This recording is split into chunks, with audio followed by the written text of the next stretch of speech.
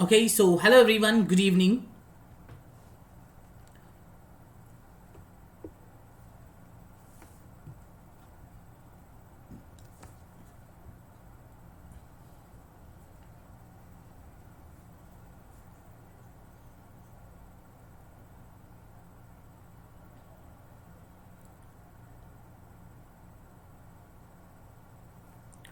So I hope everyone can see as well as hear me.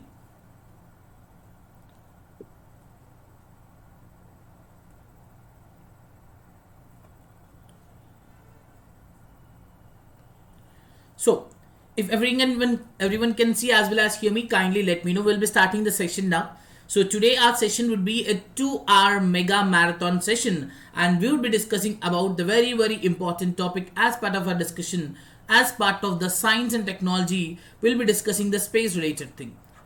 Generally many people have a dream, when you were children. Definitely, many of you must have already been thought about it, I want to become an astronaut or many such kind of things, isn't it? That's a very common thing at a childhood age. Yes, it is very common.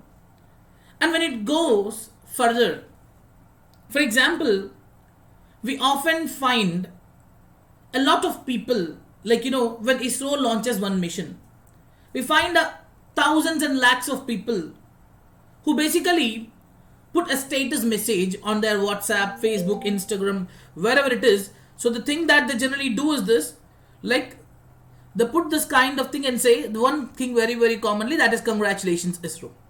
But now the very important thing that most of them, I'm telling you, most of them, at least 2/3 of them don't know is this, the importance of a mission when it is being launched, isn't it? So that's a very common thing that we hear. Am I right? So now, today, our specific focus would be that we don't want to be a part of these particular people, a part of these 2/3 of the people who don't know much of these things. But yes, it is important that we know about the space technology.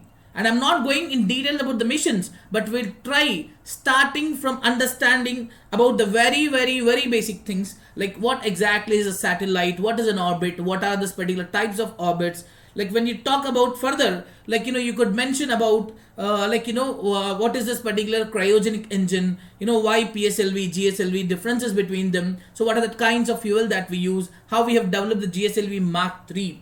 So we would look into many of these kind of things. So that would be all today's session would be, right? So I want every one of you to completely focus on that, and I'm telling you, I promise you that this session would be very interesting, right? So if everyone is very clear, so I'll start the discussion now. Before we go, so in Unacademy we are coming up with 3 exclusive batches, which would be English, Hindi and bilingual batches. So anyone is interested in Unacademy, you could join that using this particular referral code, which is highlighted here, so that you would get a 10% off on Unacademy subscription. So right, so saying this now, we will be starting the things with respect to the space technology.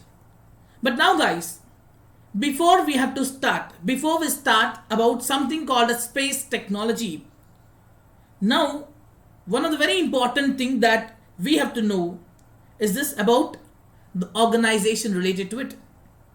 Yes, we all are ready to know more about the space technology now, but the point is, how did we come to this stage is something that is very important to know, isn't it? How did we come to this particular state is going to be a very important thing. And like in that way, we will be starting that. In India, if there is a department which deals with the space related thing, we all know very well that it is the Department of Space, or you also say ISRO is an organization which is dealing with that.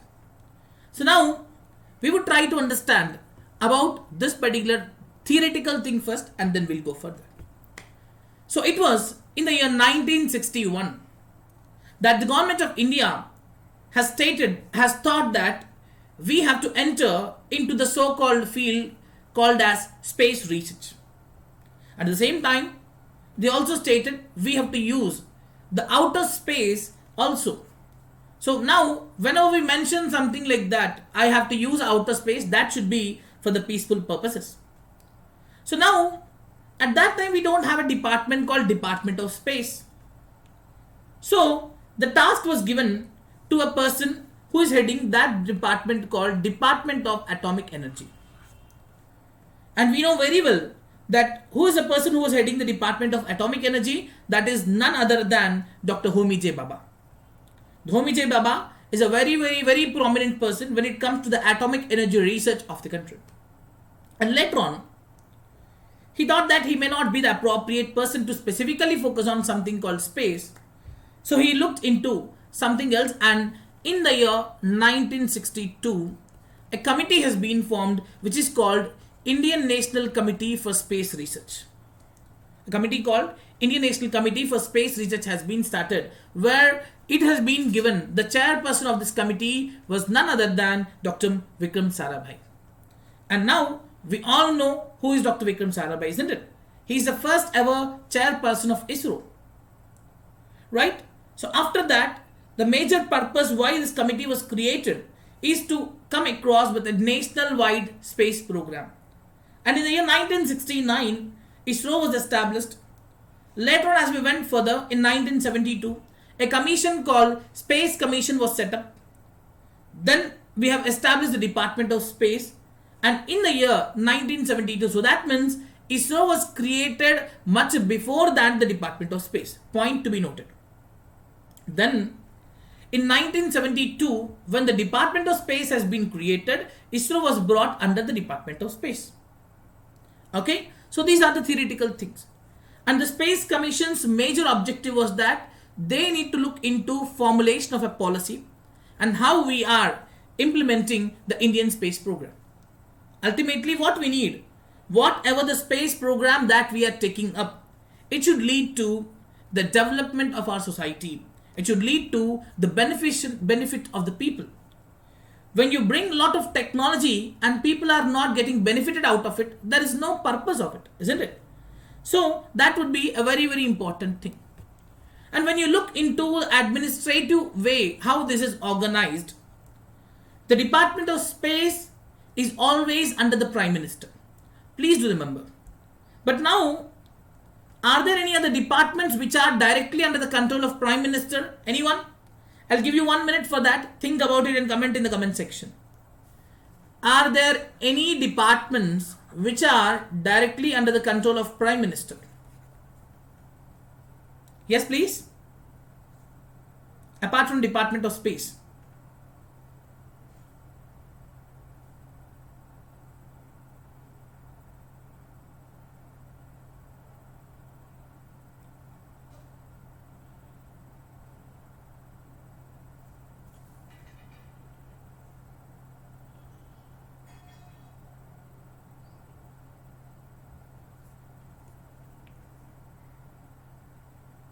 Right, we have it.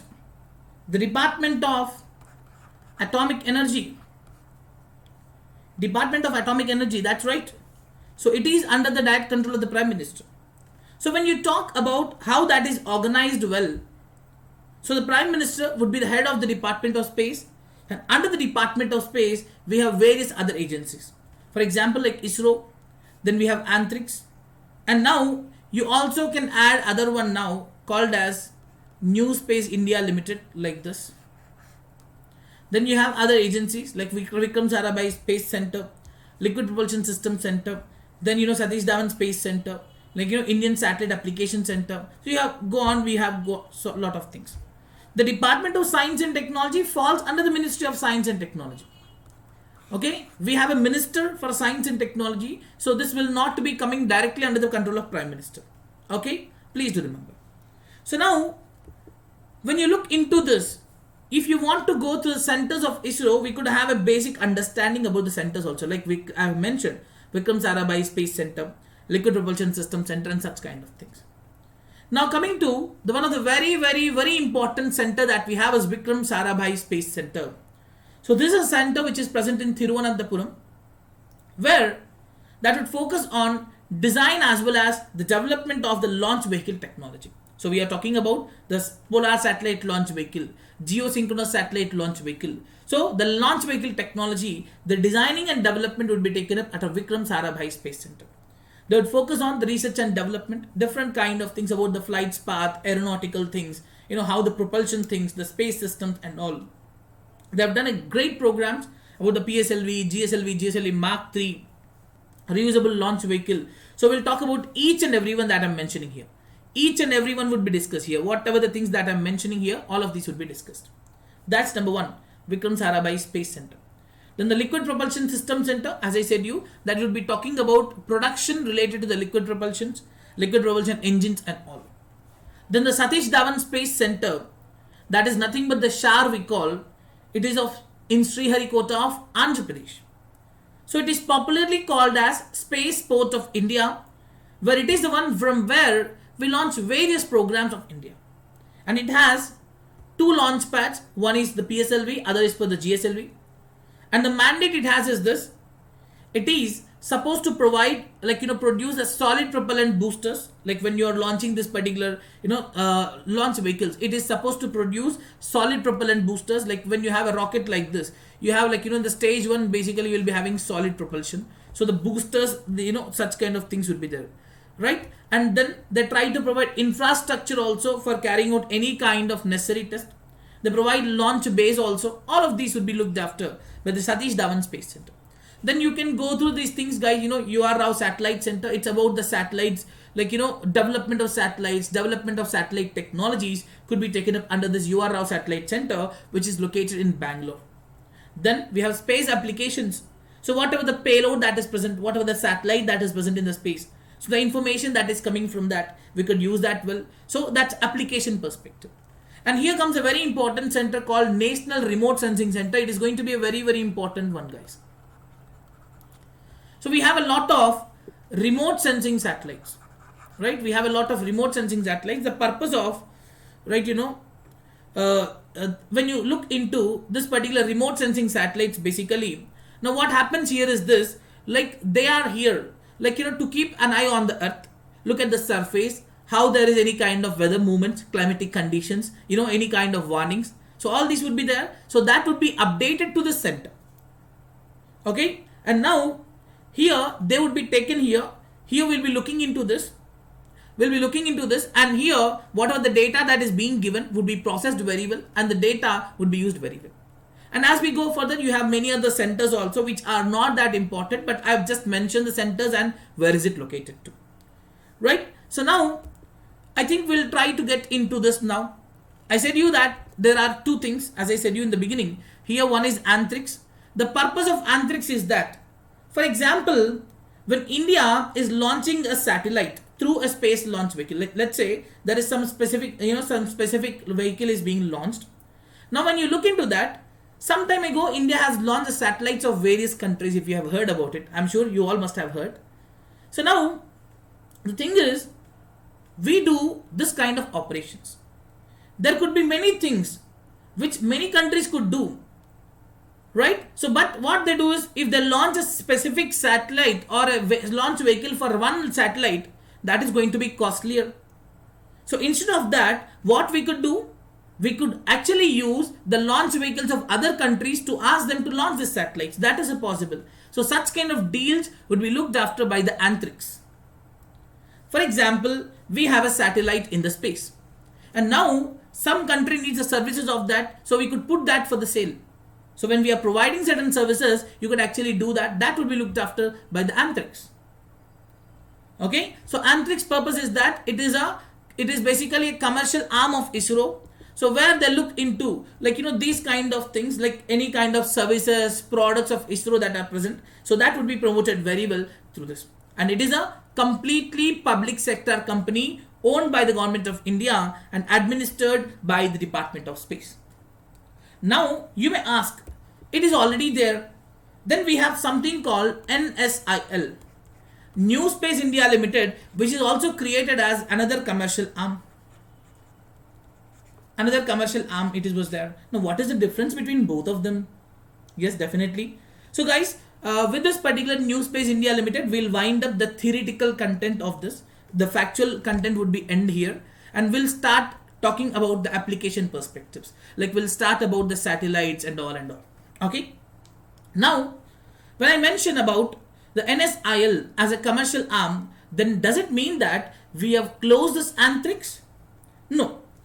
The purpose of Antrix was very different. It is supposed to look into the abroad operations and the New Space India Limited.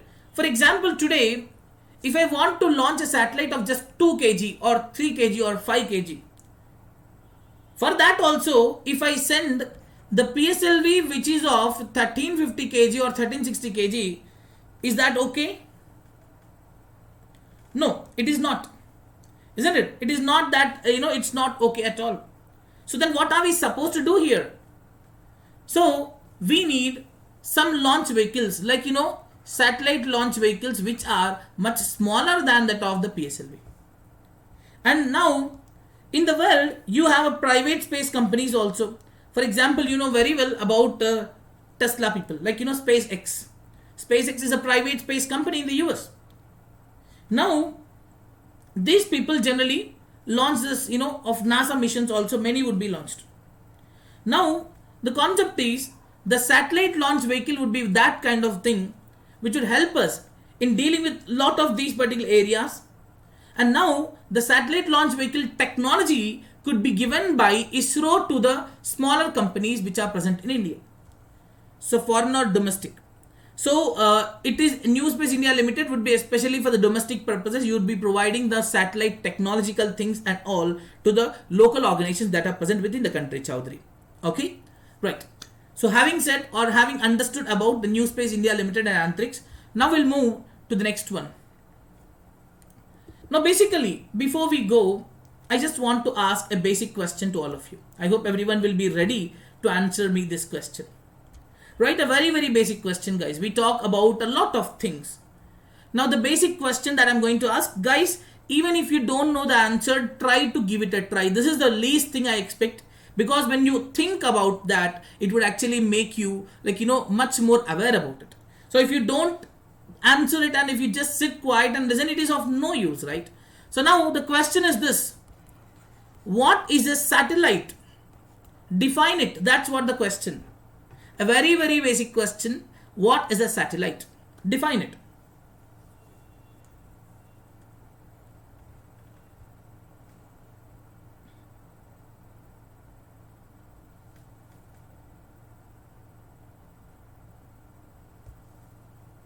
Yes. The very, very basic question, guys. What is a satellite?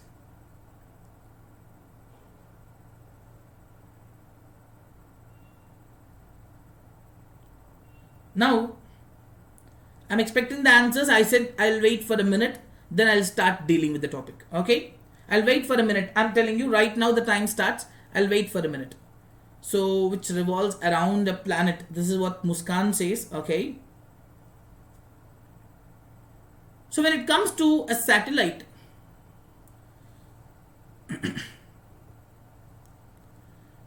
okay, very good. A machine, okay, orbiting around sun or planets can be natural and man-made. Okay, anything that revolving around a planet may be natural, artificial. Absolutely, very good, Kailash Chowdhury. That's the right answer. So now, a satellite could be any object. It could be any object which is orbiting around a bigger object. We call it as a satellite. Yes, any object which is orbiting around a bigger object is called as a satellite. Now, when you say satellite, it could be, as many of you have already pointed out, that it could be both natural or as artificial. So when I say natural, we know very well the moon is the best example, and artificial we have a lot of examples, isn't it? Many remote sensing satellites, many many geostationary satellites. We have a lot of satellites. So you don't have to bother much about this particular things. So that's very good, very good. You people are almost there. So you stated very clearly that any object which is orbiting around a bigger object could be called as a satellite. That's true. Now, so this is what the thing, guys, Now, when we go further now, in this case, so the first ever artificial satellite was launched is Sputnik, which was launched in the year 1957 by which country? Sputnik is by USSR. Now, the question is, why do we launch them?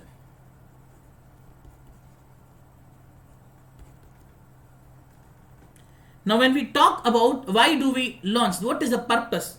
It's basically to provide us the information that we require.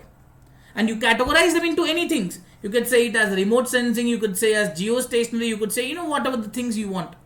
But now, when you mention a satellite, it has some parts.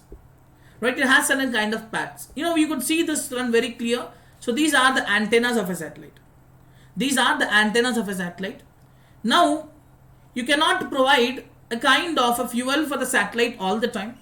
So they would have their own power source, that could be the solar panels which are present. So they could take the solar energy coming and they could actually function very well. Sometimes they also require a propulsion. Why? Because if there is any debris coming up, we also have to do some kind of maneuvering. So that would be done.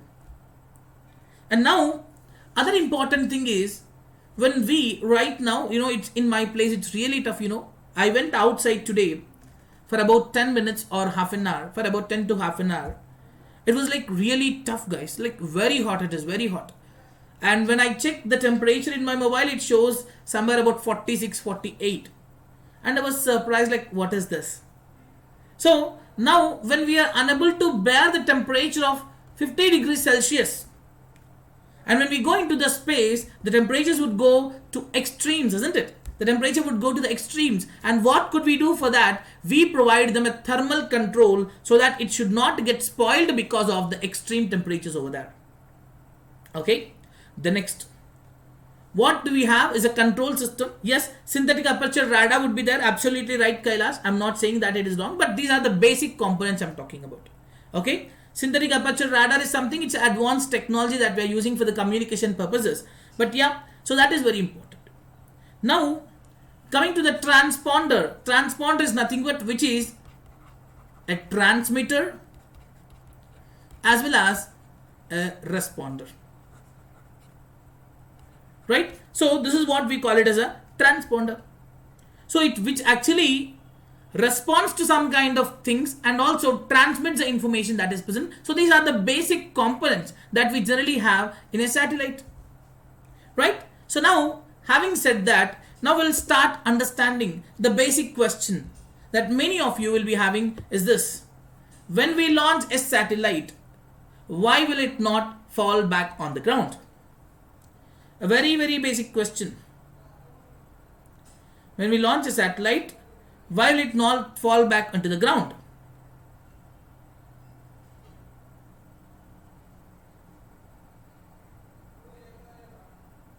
Yes, the very, very basic thing that we know is this. People might say anything, right? The very important thing that we have to know here is called as escape velocity.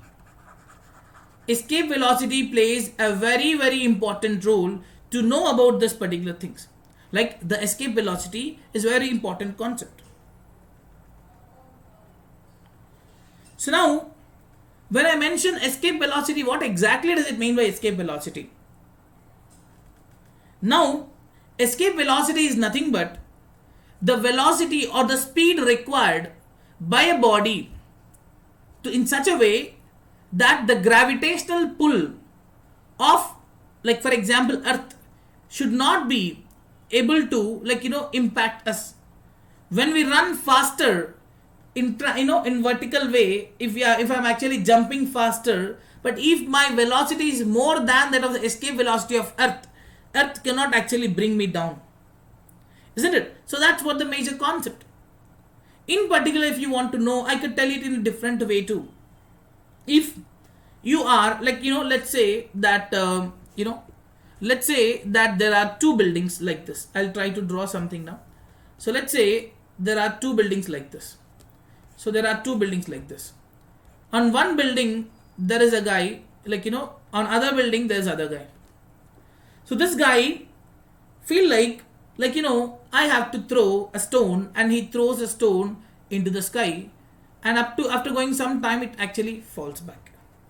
And this guy is a science student, and he thought basically he's someone who thinks about escape velocity. He throws in such a way it directly goes into the sky. Basically he throws that to escape the velocity of this particular Earth, so it would go and leave the Earth also. And when it comes to the escape velocity of Earth, that is 11.2 kilometers per second.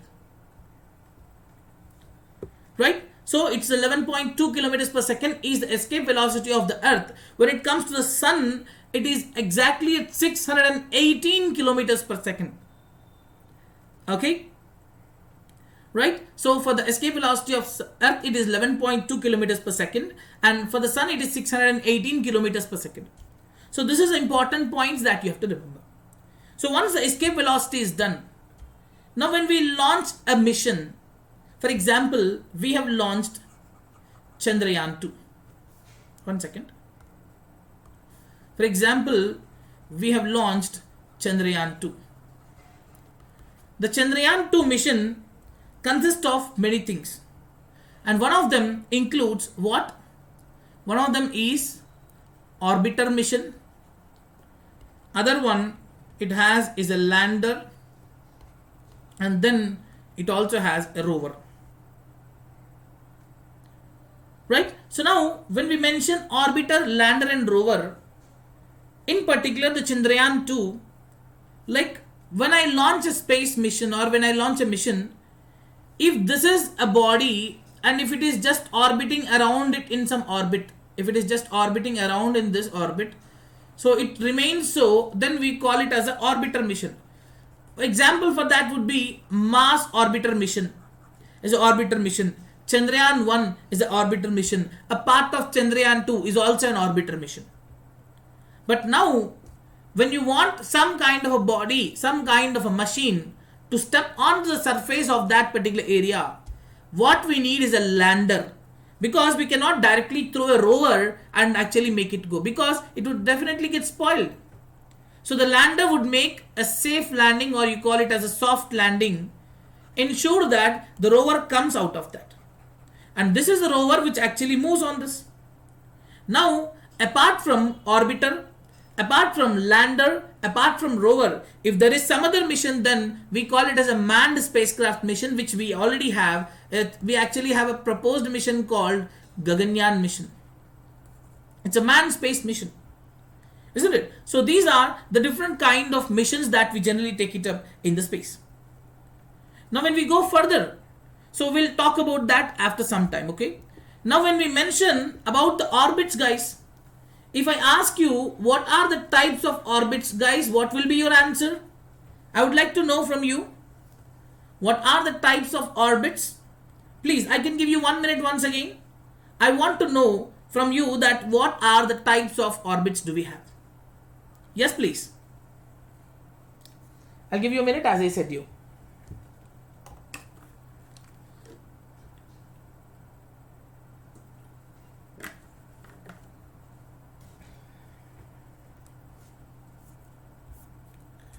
What are the types of orbits?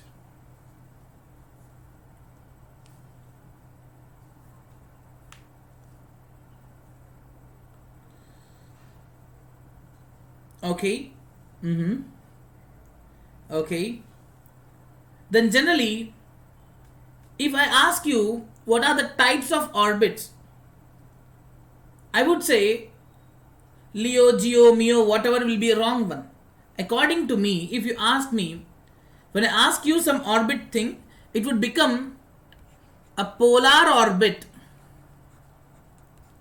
It will become a polar orbit. Getting my point? Like we have orbits, right? One is a polar orbit, other one is an equatorial orbit. Basically, this is how you classify the orbits into two. One is polar orbit, other is equatorial orbit. So you categorize that the polar orbit is something, if this is the earth, that would be orbiting like this. And equatorial is something which orbits like this. Got my point? Now, within this, these are further categorized into the other things that you have mentioned just now. Like geosynchronous, geostationary, sun synchronous, then you have mentioned low earth orbit, middle earth orbit, geostationary, all these are further categorized. But the primary way of dealing with, when we mention the types of orbit, there will be two. It could be in this way or it could be in this way. So we could say a polar orbit is something which orbits like this, and a equatorial orbit is something which orbits like this. Got it? Now when we further categorize them, you have further categories in this.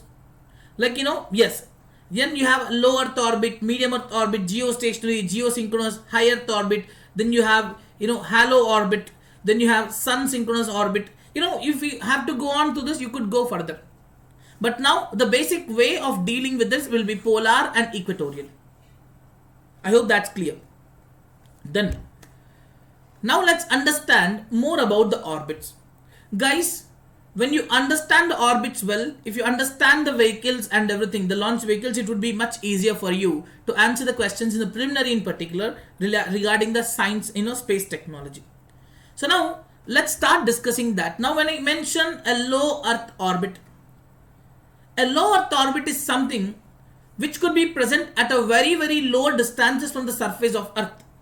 It could be as low as 200 to 1500 kilometers. Now, some people would ask me, sir, what if it is at 150 kilometers? Even though it is a low Earth orbit.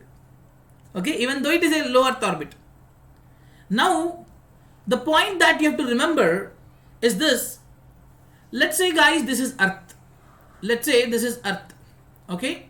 Now, the low Earth orbit is at this distance. Let's say it is at a distance of 200 kilometers from the surface of Earth. Now, the time taken by a satellite in the low Earth orbit, compared to, what sort of speed it is supposed to maintain. The satellite in this low Earth orbit, will it have to maintain more speed than that of other orbit or less speed? The satellites in other orbit, let's say medium Earth orbit, if there is a satellite in medium Earth orbit and if there is a satellite in low Earth orbit, which is supposed to maintain more speed? Yes, that's right, Kailash, that's right. Gaganyaan would be in the low Earth orbit. I hope everyone got my question. I'm repeating the question once again. If there are two satellites that are present in two orbits, let's say a satellite is in a low Earth orbit, there is a satellite in middle Earth orbit which requires more velocity, more speed, which is supposed to maintain more speed according to you. Yes? Anyone? Which requires more speed. I'm asking which requires more speed, the LEO or MEO? Which one require more speed, LEO or MEO? And if you say some answer, I would like to know the reason for that also. Yes, it's good that you are answering, but I would like to know the reason for that too. Right? Which would have more speed? It's definitely LEO needs to have more speed. LEO needs to have more speed. Why? The reason is it is closer to the surface of Earth. So there is a possibility that the gravitational pull of Earth could be exerted on LEO, not on MEO. Getting my point? The gravitational pull will be more on LEO than that of MEO. So what happens automatically? They have to maintain more speed so that they would not be impacted by the gravitational pull of Earth. Got my point? I hope it's clear. The speed required by the satellite in LEO needs to be more than that of MEO because it should not be affected by the gravitational pull of Earth. So that's what the reason is. Okay, I hope everyone got the point here. So now, as they are very close to the Earth, they have to orbit faster than that of the Earth. It would have more velocities and the time taken by this will be less absolutely. Isn't it? If this is Earth, if this is orbit, like you could see this is a body which is orbiting around Earth. And if there is other one which is at this distance, the time taken by this would be more or less, isn't it? I'll come to your doubt, Pawan. So now the time taken by this LEO would be much less than that of the MEO. So Pawan says, but sir, to reach up to MEO, we need more speed to cover the distance. I'm talking about the orbital speed. I'm not talking about the speed required for it to reach MEO, but I'm talking about the speed in orbit. If you observe the question very well, I asked you very clearly the time taken by a satellite in this LEO or MEO, basically which requires faster speed. That's what my point is. I'm not asking you especially the time or the speed required for it to go to MEO. I'm asking the orbital speed. That makes it very clear, I think, Pawan. If you still have doubt, you could actually let me know, please. I hope you understood.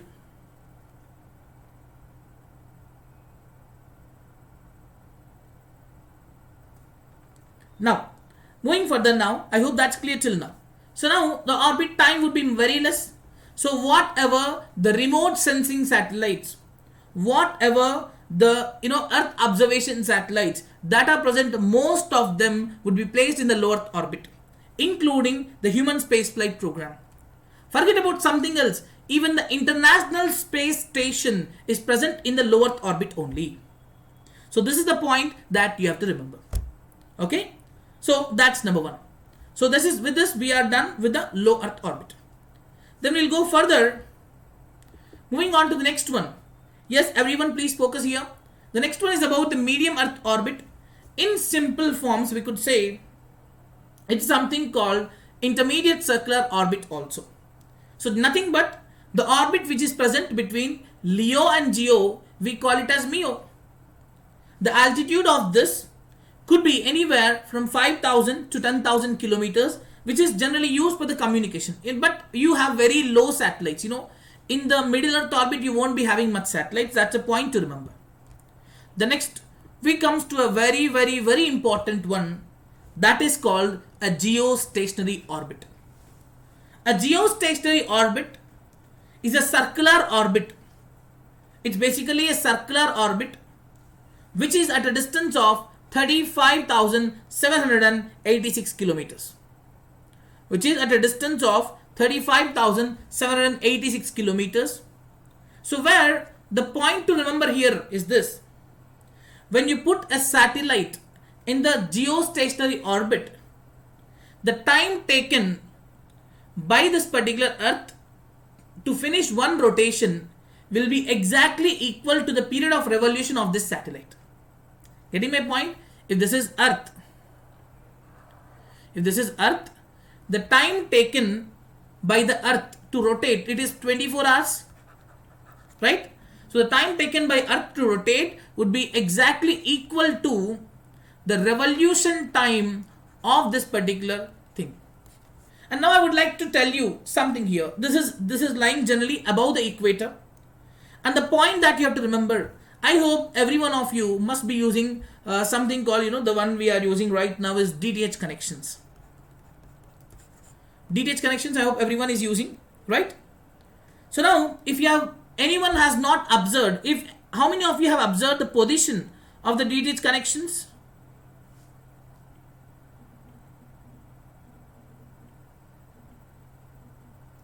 Now, if you look into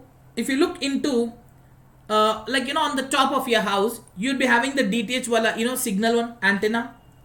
Have you ever observed the position of this antenna? Have you ever observed? Yes, how many of you have observed it? The position of antenna which is present on the top of your house.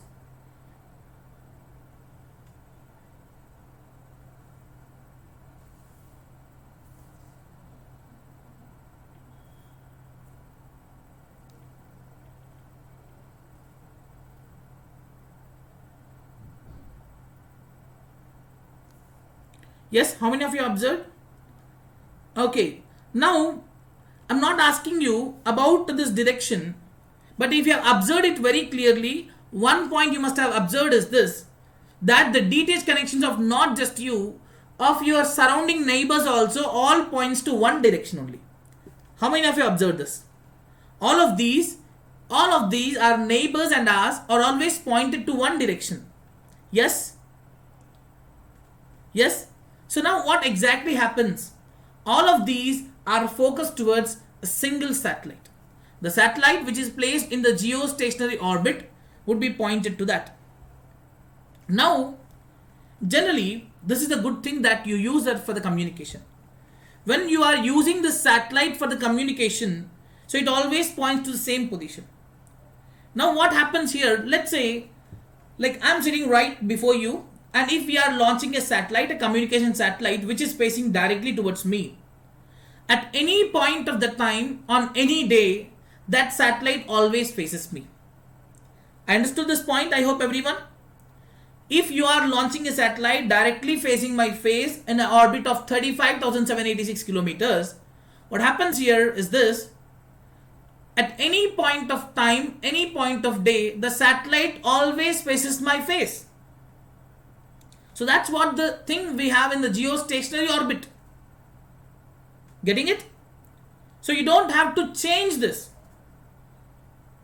Earlier, I'm sure we all have seen those days where you used to change the signal of antenna. You used to change, you used to rotate that, you used to rotate like this and find a good connection. At that time, the days were really different. But now that's different. So here, this is what happens in a geostationary orbit, which is a very, very, very important for the communication satellites. Majority of the communication satellites are launched in this. And if you can launch 3 satellites in this orbit, the entire Earth could be covered very well. That's a point in this. Okay? If you are launching 3 satellites around the Earth in this orbit, you can cover the entire Earth. So that is about the geostationary orbit. So no clarity in the voice. Is there anyone facing this problem?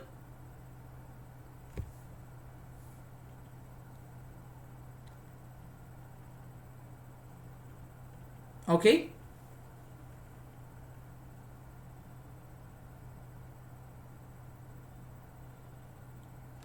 Right. So then we'll move on to the next one. That is a geosynchronous orbit. When I mentioned the orbit called geosynchronous, this orbit is not a circular orbit, but it is an inclined orbit. Everyone is seeing this? The red one? The red one, is everyone seeing this? The red one? So this would be an inclined orbit in this. Now generally, a very important question is this.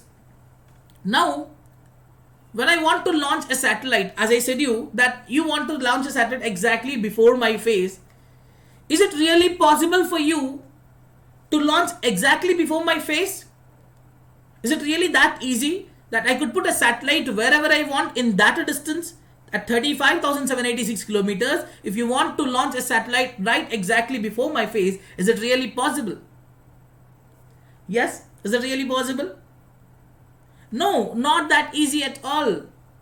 Then what do? We have to do something for that, right? So what you use is this: you would never launch a satellite directly in a geostationary orbit. Please do remember this. It is highly impossible to launch a satellite in a geostationary orbit. Then what do then? You launch the satellites in a geosynchronous orbit. Geosynchronous orbit. That's why when I ask you the name called GSLV, geosynchronous satellite launch vehicle, is not geostationary. You launch this satellite in a geosynchronous orbit. It is also the same, but the only difference is this: it is an inclined orbit. So practically it is impossible for us to achieve this particular geostationary orbit. So we wait for at a right point of time. And now the angle that we have between both of them, we call it as angle of inclination. So you must have seen this. Now I'll try to show you here. I'll try to show you here about how this works. Let's say this is Earth. Okay, this is Earth, and this is, let's say, our geostationary orbit. Okay, let's say this is a geostationary orbit. Then I'm launching a satellite this way, like this. So now what happens here is this: the satellite rotates like this. In this orbit, the satellite rotates like this, and at a one point of time where we want to launch exactly, for example, the point comes here at some point of time when we are facing it exactly. So here this changes position. Getting it? And this transfer of orbit that we do, this orbit we call it as GTO, geosynchronous transfer orbit, where we change the orbit from the geosynchronous to the geostationary. So it is like it will move like this. It will move at one point of time. It actually starts moving this way. So this thing we generally call it as a geosynchronous transfer orbit. So that is about this orbit. Is everyone clear? Yes. So that's about the geosynchronous orbit, geostationary orbit, and geosynchronous transfer orbit. So that's why people sometimes they actually try to use both words as a synonyms. Like both the geosynchronous as well as the geostationary, they use both the words as a synchronous, as a kind of synonyms also. That's fine. Now we have a next orbit called the high Earth orbit. So this is an orbit which goes beyond our range. That is beyond 32,786 kilometers. 35,786 kilometers. It goes beyond that. So the purpose of launching any satellite in this orbit doesn't mean that we are observing the Earth. So generally you launch the satellites in geosynchronous, Kailash.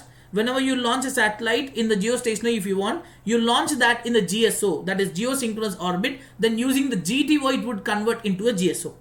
I mean geostationary orbit it would be. Got it? Now, so this is the time which says beyond 35,786. So I said you at 35,786 it is going to take 24 hours. If it is beyond that, definitely it is going to take more than that. So this is an orbit which you generally use for the astronomical observations. For astronomical purposes you would be using that. So this orbit we call it as a high Earth orbit. Then we'll move on to the next one. A sun synchronous orbit. This is an interesting one again. What happens in the sun synchronous orbit? So sun synchronous, it is supposed to be synchronizing to the position of sun. But is it really possible that you launch a satellite in the orbit of sun? No. Then what we do? We have to launch that orbit. We have to launch the satellite in the Earth's orbit only. But when it is required, for example, in the daytime, when we say in every daytime, this satellite has to focus in that way where it faces toward the sun. At some point of time, it will always face the sun. Getting my point here? For example, if this is sun, if this is Earth, so we launch a satellite in this way. Okay, we launch it in this way that all the time when this Earth is rotating around the sun like this, or when the Earth is actually rotating, rotating around its right rotation we say. So now at this point of time, this satellite would focus on sun. In the daytime, it would completely focus on sun. You are seeing this way, right? This way, again this way, this way. So be it, even though it is present with respect to us, towards the Earth one, but its position is most synchronized towards the sun. Okay, so that's what we call it as a sun synchronous orbit. Now, we'll move on to the next one, halo orbit. A halo orbit is a very important one now again. So here, we have to talk about something called the Lagrangian points. So the halo orbit, when we say, here we have a points called L1, L2, L3, L4, L5. So these are the points, we call it as the Lagrangian points. So a Lagrangian point is that. Exactly. So now a Lagrangian point is that where the gravitational pull of two bigger bodies would actually be having no impact on the one where you actually have that point. So that point we call it as a Lagrangian point. There would be a stability. Exactly. So there will be such a kind of stable things would be there. It would be a kind of a three-dimensional orbit.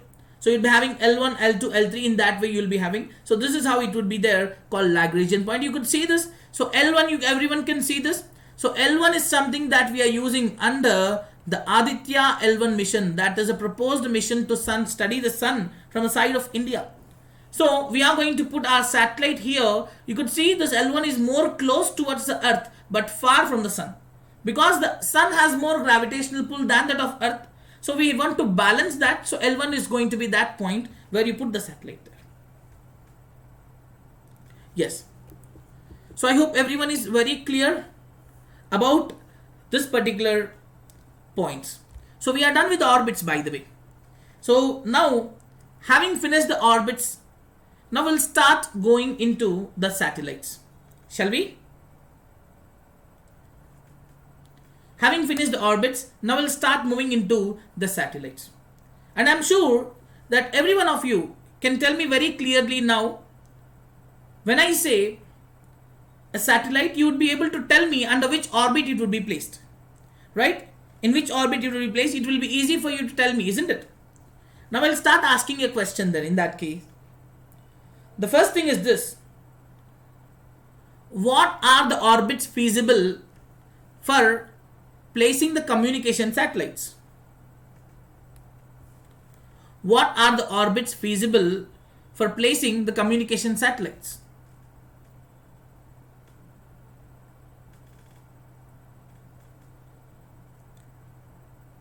And L3 here is nothing but like, Earth will not be here only there. Earth will be moving, right? So at some point of time when Earth is here, at that particular time we'll be using it. It's actually a three-dimensional orbit. You could see this. It's actually a three-dimensional orbit. You will have like this. It's a three-dimensional orbit.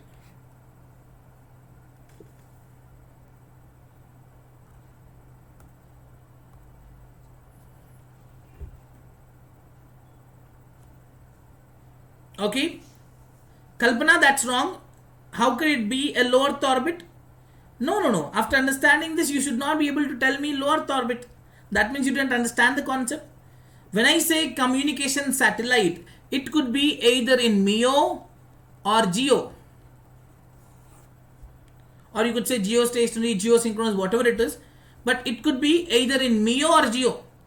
LEO is not for that. LEO is for the Earth observation satellites or the remote sensing satellites. Now the only difference is this between the geostationary and geosynchronous is this.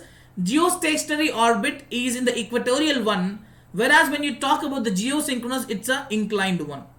So now that's the only difference. Apart from it, there is no difference between them. Okay, right. Very good guys.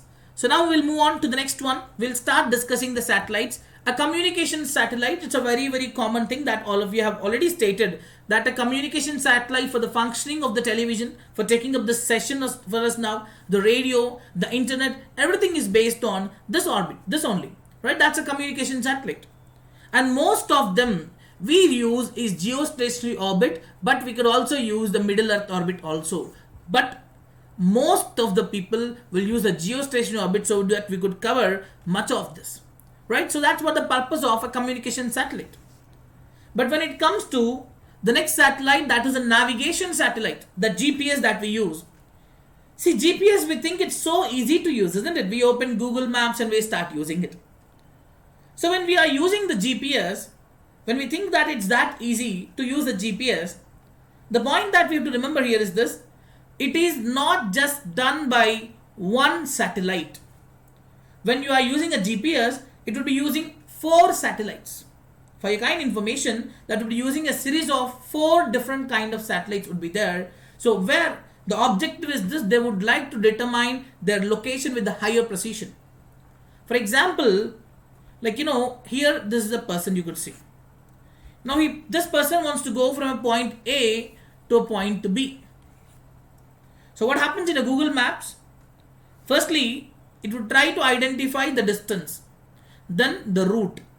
And within the route also, you must be seeing some blue color, orange color, green, red color, isn't it? Apart from that also, you would see something called the speed when you are going 34 kilometers per second. On the top, on the top bottom, you could find this. Here you will have the speed. And they also say ETA, estimated time of arrival. So many of these things happens basically. Okay. So now, when you talk about this, we use a lot of this. They use a precision of 4 important satellites. So where the 4 satellites, basically the first satellite would take your location and the 3 satellites would trace it, and the 4th satellite generally confirms that. So whenever you use something called a navigation, it is a series of 4 satellites that would be there. And where do you put this navigation satellites? Which orbit? Which orbit do you place it? Anyone? The navigation satellites are placed in which orbit?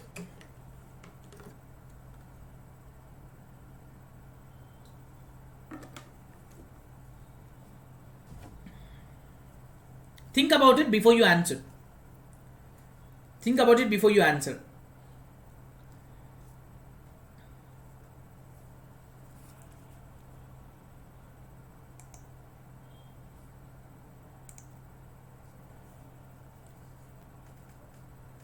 Yes.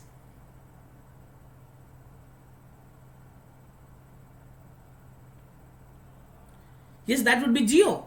It is something which is communicating, right?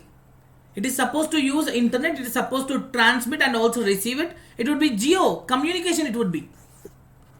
Do remember, it is a geo. It cannot be the LEO one. Fine? Because it has covered the larger distances, so they would be using the geo only. The next we have a remote sensing satellite. When we talk about a remote sensing satellite, it would be having one such kind of thing where it has a multi-spectral cameras. When I say spectrum, let's see, we have you all must have studied the prism concept, right? When you have a prism and you allow the light to pass through it, it will give you different colors and all. Similarly, the multi-spectral cameras that are present to this particular, to this particular thing of the remote sensing satellite, so they are going to be very important. Now let's see what happens here. Now in this area, the satellite which is present, they would be sending some kind of a rays. When sunlight falls, this rays will fall on the sunlight, like wherever the area is. For example, when sunlight falls on a green area, the reflection it takes will be of one color. When a sunlight falls on a road, the reflection it takes of one color. When it falls on a water, the reflection will be one color. On normal soil, the reflection will be one color. On a built road or built area, that would be of one color. So what happens now? If there is a change in the environment, it is cloudy, so the colors also changes. So when the change of color is happening, it indicates that there is a change in the weather. Getting my point? So now the remote sensing satellites are placed in which orbit? Yes? The remote sensing satellites are placed in which orbit?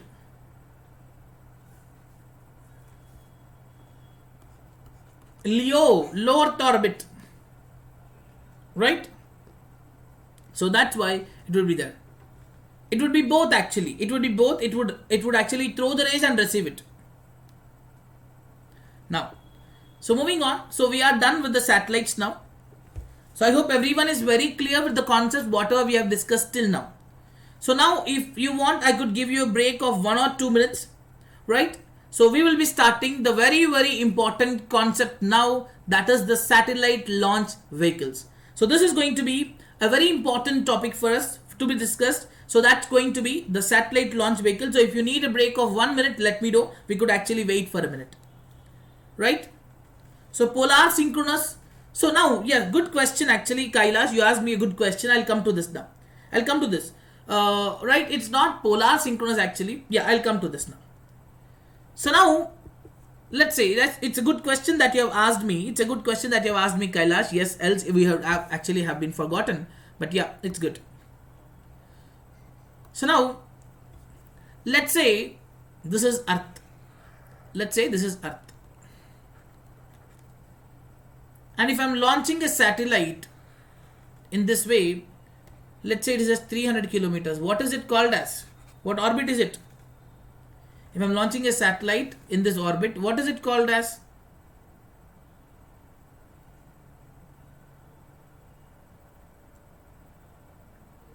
Undoubtedly, even this is also a low Earth orbit. Even this is also a low Earth orbit. Yes, Nusrat, even that could be done. Even that could be done. It's especially for the communication purposes, right? Even MEO could be done. So it's a low Earth orbit. Irrespective of which orbit is it? It could be equatorial, it could be polar. The distance is something which actually matters to us.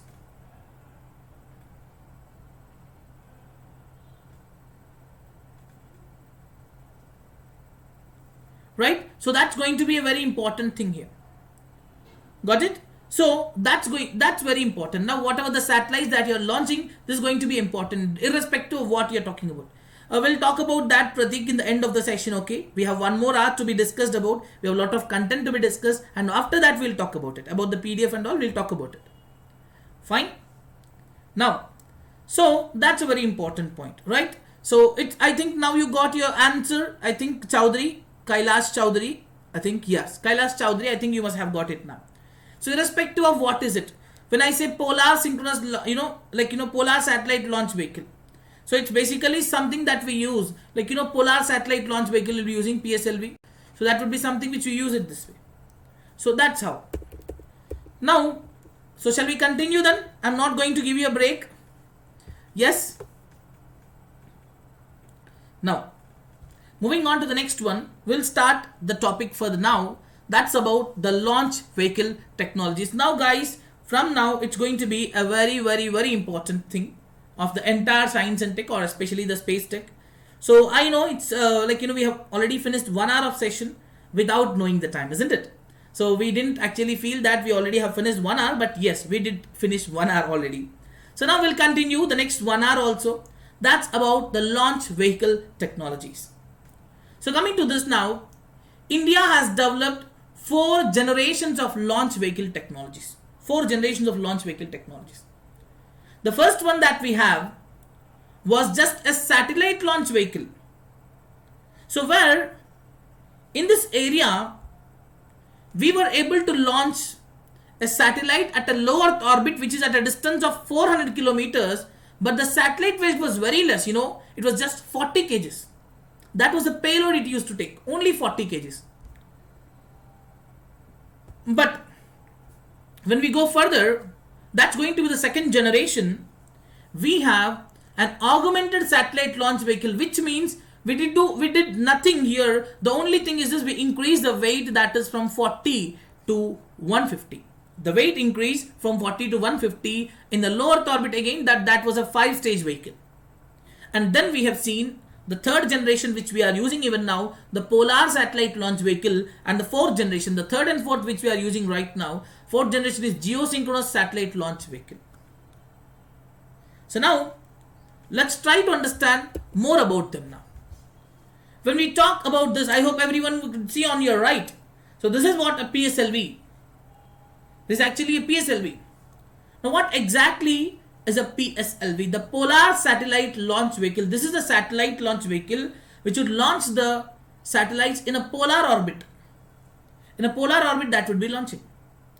So generally, any kind of Earth observation and remote sensing satellites mostly would be launched by the PSLV. It has a liftoff mass of 1715 kg. It can even launch the satellites in a sun synchronous orbit also at an altitude of 600 to 900 kilometers. Sun synchronous orbit is also possible. And when you're launching them as a sun synchronous, also you call it as LEO, because we know very well that 600 to 900 is a part of the LEO. Right? So that's what. So things which are not in use, I don't think we are supposed to discuss. Now we don't have a small satellite launch vehicle right now, Kailash. It is still under development that we are working with the private enterprises to actually promote it well. So now, when we mention about the PSLV, it is a 4-stage vehicle. For example, the launch vehicle, if we can see, it is divided into 4 stages like this. So stage 1, stage 2, stage 3 and stage 4. So what happens in these 4 stages? The stage 1 and stage 3, both of them are using the solid motors, and stage 2 and stage 4, they are liquid motors. And I'll tell you the purpose, I'll tell you the reason why we use it that way also, don't worry. Now, apart from that, you could see here, these are the strap-on boosters it will be having too. So this is how a PSLV looks like. But the point that you have to remember is this: it is one of the most trusted satellite launch vehicle that we have in the world, where majority of the missions have been successful. We have used that for many missions, even the Mars orbiter mission, even for the IRNSS, we have a lot of missions too. So then next we have is a geosynchronous satellite launch vehicle. You'll be using this mostly for the communication satellites, and the satellites would be placed in a geosynchronous transport orbit. Now, this satellites basically a distance of 36,000, it's nothing but 35,786. It goes at a distance of that. And as he said you that it always is at a fixed position. It could take a payload of up to 2500 kg, that would be a geosynchronous transfer orbit, and a 5000 kg of payload can also be taken up. Again, the point to be remembered, it doesn't mean that when I'm using the GSLV, it cannot launch a satellite in the LEO. It has to pass the LEO only. But if the weight is too much, if the weight cannot be borne by this particular PSLV, then you could use the GSLV here to launch a satellite in this low Earth orbit. So which would be of a 5000 kg one. Okay. So this is about the GSLV. When you talk about GSLV, it's a 3-stage one. So like the PSLV was divided into 4 stages. Let's say this is a PSLV. It was divided into 4 stages, but GSLV is just a 3-stage vehicle. It's just a 3-stage vehicle. It doesn't have 4 stages. And what are the solid motors are present in which stages in PSLV? Anyone? The solid motors are present in which stages of PSLV? Very important, guys. For the prelims perspective, this is going to be very important. Solid motors are present in which stages of PSLV?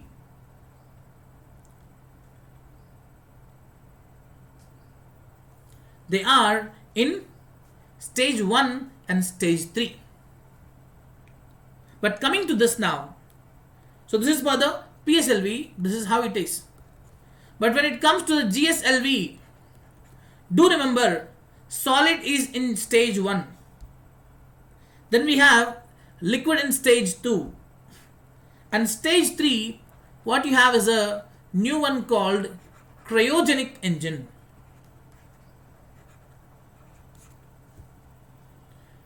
We have something called cryogenic engine. Long march when you're talking about. Okay. Now, what is this cryogenic engine? Before we talk about cryogenic engine, the first thing that you have to understand is this, called as a subject called cryogenics. Cryogenics.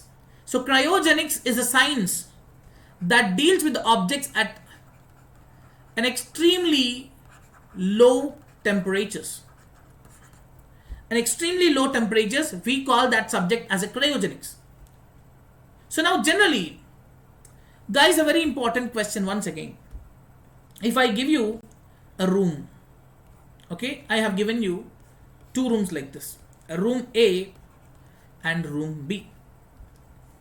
If I ask you to fill, I have said that, I said you that there's a fuel called hydrogen. Let's say I'm telling you there's a fuel called hydrogen. I'm giving you this option now, everyone. I'm giving you this option. I'm going to give you a fuel called hydrogen. I don't know what you do and how you do. But now, I want both room A and room B filled with the hydrogen.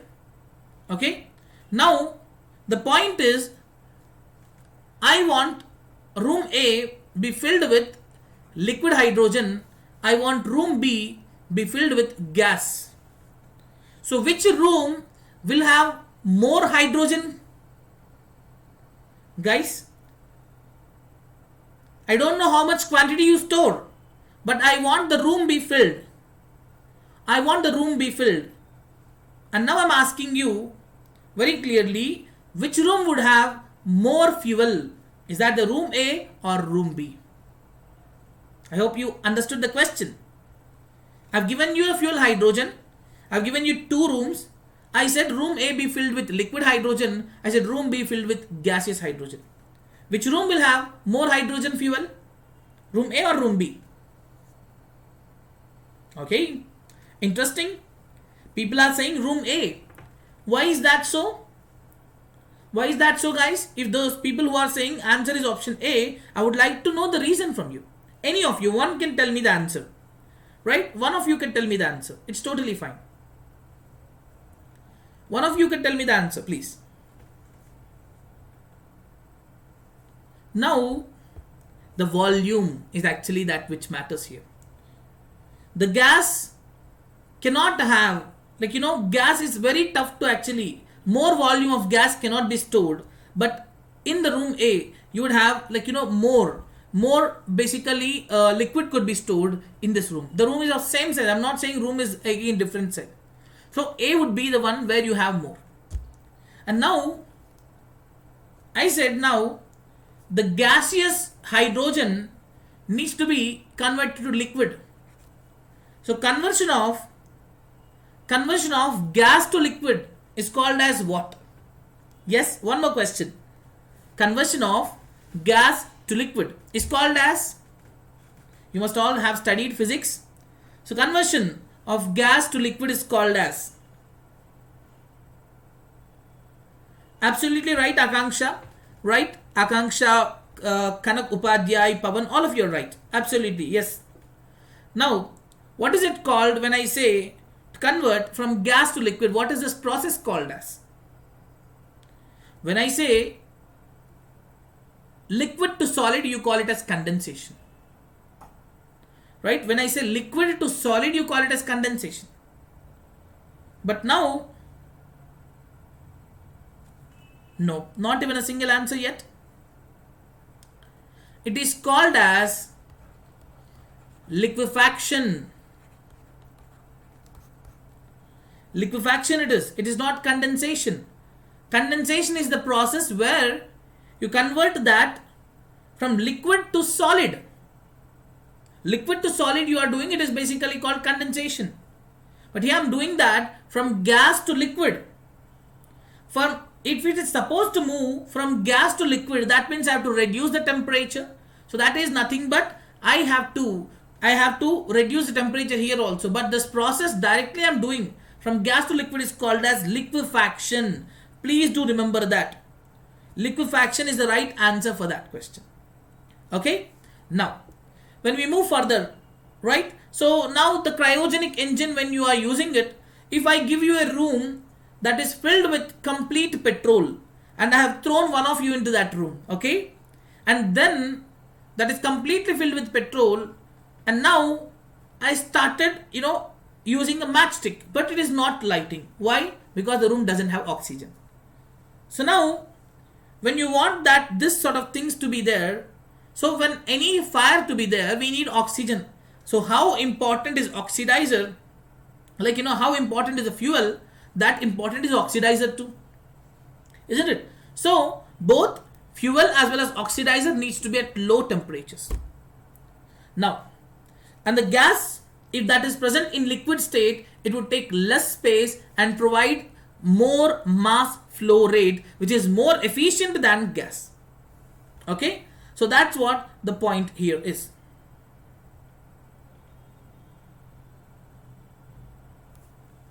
Now, we'll move on to the next one, that is, what is propulsion? So we have discussed about a lot of things till now, but let's look towards other thing. What is a propulsion? Propulsion is a very simple thing, you don't have to worry. It's nothing but the fire that you're giving, the force that is actually adding. So that's what the propulsion. I hope everyone knew, I'm sure, even if you forget, but when the liquid to solid, it is solidification. Liquid to solid,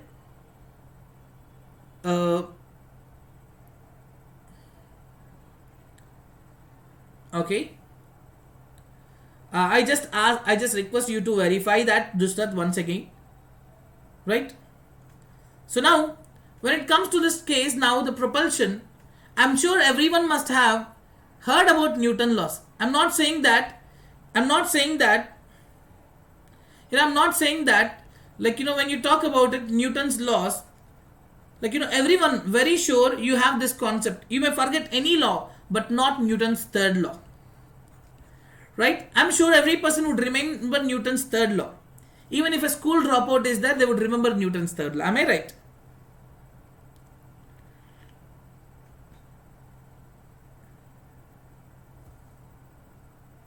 Right? Everyone would remember Newton's third law.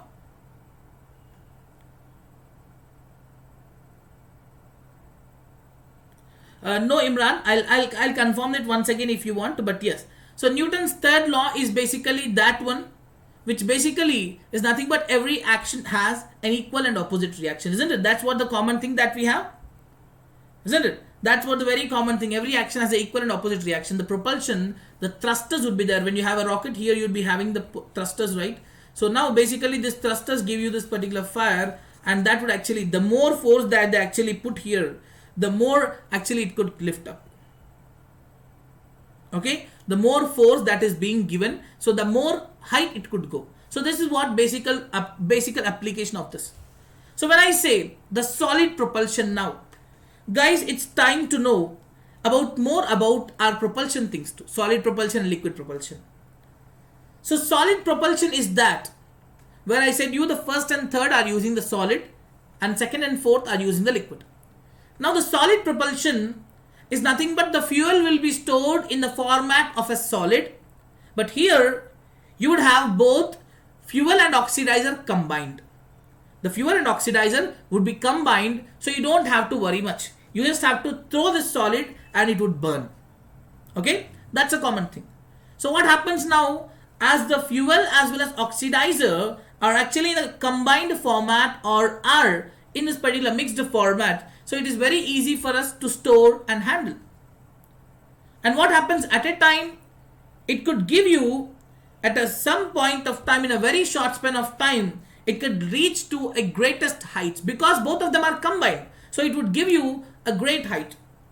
It could give you great speed. Now the problem here is this. By chance, if I want to regulate the speed, it is not possible. Because you have thrown both solid, both fuel as well as oxidizer in a mixed format, it is there. You have just thrown it into this particular, combustion chamber. So what happens now? You cannot regulate it. You cannot stop that. It is very simple. It is cheap. But coming to the efficiency, it is not that much when it compares to the liquid. And why is that so? Let's look into the liquid propulsion too. Here, in the liquid propulsion, you use the fuel in the format of a liquid. You use this particular thing in the format of a liquid. So where it has both fuel as well as oxygen in a liquid format only. No on-off system, that's right. So it will be stored in the liquid form. Interestingly, it will not be in the mixed form. The fuel is not in the mixed form, but here the fuel and oxidizer are stored separately. When they are stored separately, now what happens here? So these have to be sent to a combustion chamber.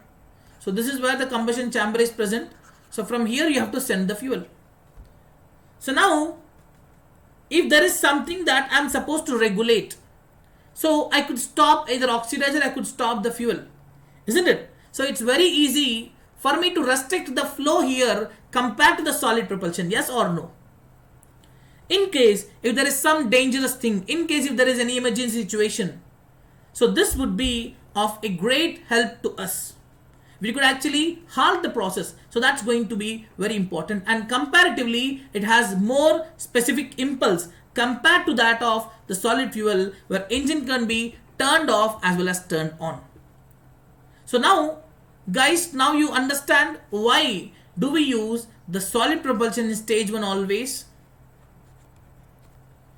Why do you use stage 1? Because the thing is, it should actually lead you to a greater heights in a short span of time. It should lead you to a greater height in a very short span of time. So that makes it a very, very, very important thing. And now, why then stage 2? Why are you giving it to the liquid? So this could be if you are launching the satellites in a multiple stages, you have to regulate it. So this could be helpful for us in regulating the speeds. So that's the difference between solid propulsion, liquid propulsion, and comparatively, liquid propulsion is more efficient than that of the solid propulsion. Right? I hope that's clear till now. Everyone understood the propulsions?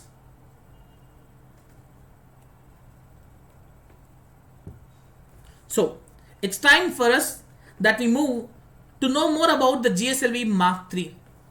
Right? The GSLV Mark III is one of the very, very, very important satellite launch vehicle we have, isn't it? GSLV Mark III, one of the very advanced satellite launch vehicle. Be it Chandrayaan 2 we have launched, or be it the Gaganyaan that we will be launching, all of these are going to use the same GSLV Mark III. We are going to use all of this. Now, when it comes to this now, how did we develop the GSLV Mark III? So we all know very well that the mission was aborted first, Chandrayaan 2. It always have been this way. Firstly, we have aborted the mission. Then we have seen some kind of issues with the mission. But whatever, the mission vehicle that we have used was GSLV Mark 3. So as I said you, it is very, very important. But when it comes to the PSLV doesn't mean that PSLV is not efficient compared to GSLV, but there are some issues. So compared to the PSLV, has been used by ISRO since 1990s. You know, of about 50 plus launches we have made till now, the number has been updated, okay? Of 50 plus launches we have made till now, only 2 of them have been failed. If you can understand the importance of the PSLV. Only 2 have been failed. Chandrayaan 1, Mangalyaan also have used the same vehicle, that is PSLV. Mangalyaan and Chandrayaan 1, we use the PSLV. Then why not for the Chandrayaan 2? So before we go further, guys, these are the generations of the vehicles.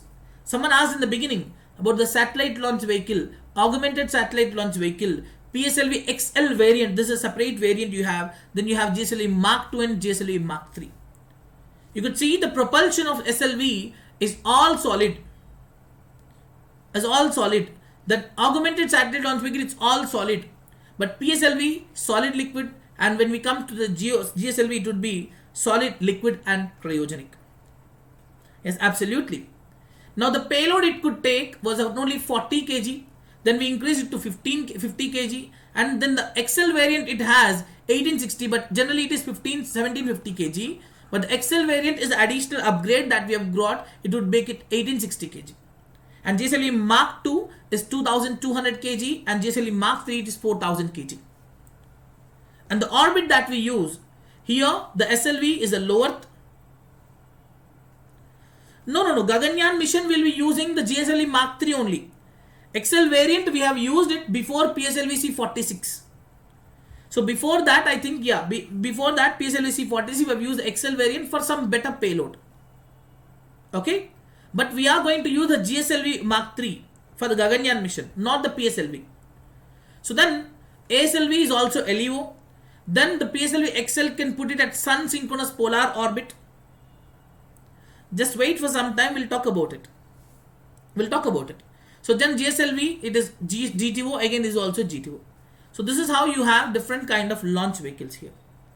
Then going further, that's what the basic question, that why didn't we use PSLV for Chandrayaan 2? So now when it comes to this, the biggest reason PSLV cannot carry heavy satellites. It cannot go as the GSLV goes, where it could deliver a payload of up to 1750 kg to a low Earth orbit, but the altitude could be up to 600 kilometers only from the surface of Earth. It can go it can go up to almost GTO also, but the payload has to be reduced. It cannot be 70-50 kg, it has to be reduced to go there. And when you talk about Chandrayaan 1, the weight of Chandrayaan 1 was 1380 kg. When you talk about the next one, that is Mangalyaan, it has about 1337 kg. And the PSLV has launched a lot of these things. So you don't have to worry much about the PSLV thing. So it has always been doing where it is supposed to do.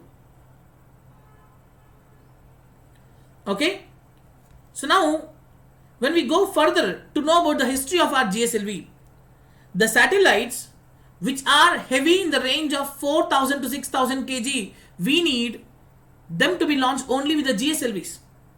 Or if that is a distance of 35 or more than 30,000, we used to use the GSLV. We have no choice, because they have to go much deeper or they have to carry which heavy load. So absolutely we have no choice. When you compare both PSLV and GSLV, GSLV is the most heaviest one.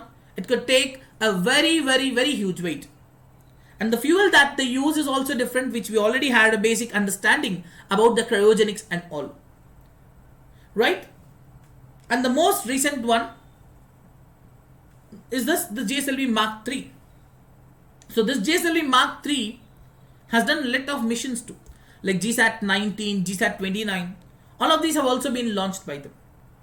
So many has happened. So even the recent Chandrayaan 2 was launched by the GSLV Mark III, by the way, isn't it? So now it is powered with a core liquid engine. It has 2 solid boosters, and which also provides a greater thrust, and also it has a cryogenic engine. It's a 3-stage vehicle, as I already stated. Now the cryogenic engine, we already had a discussion, isn't it? Why we use foreign launching vehicle? See, when it comes to some kind of things, we actually use a French Guiana sometimes. It's because of we do not have that kind of area where we could launch a very heavy satellites to. So sometimes we do use the French Guiana thing. So the launch centers we are still developing for the most heavy rockets also, but right now we don't have it. It is still under development, so that's why we use some French Guiana sometimes. Okay, Kailash.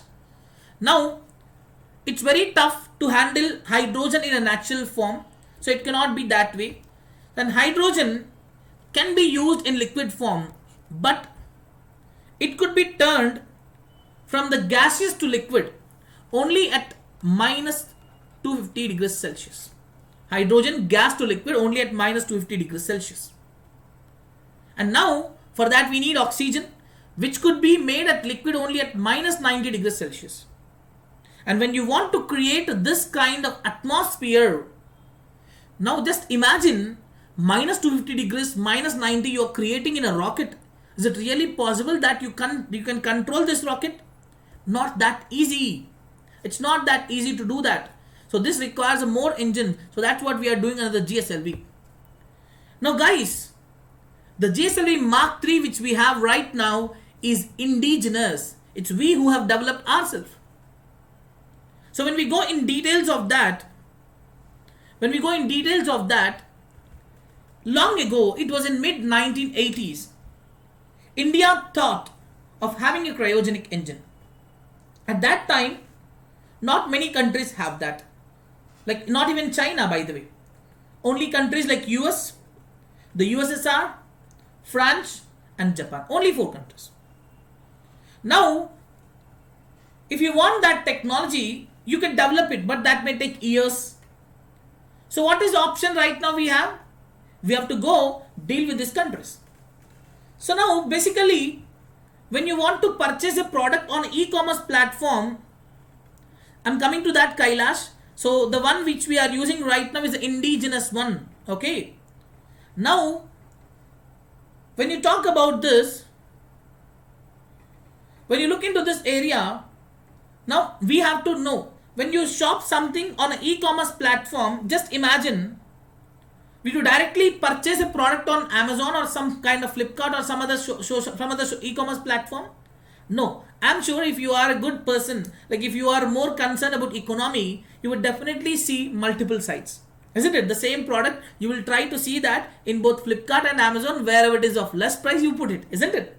That's what generally people do. Now, absolutely, only these 4 countries have this particular cryogenic engine at that time. So, India has reached out to these countries. And we had a discussion with Japan. We had a discussion with US.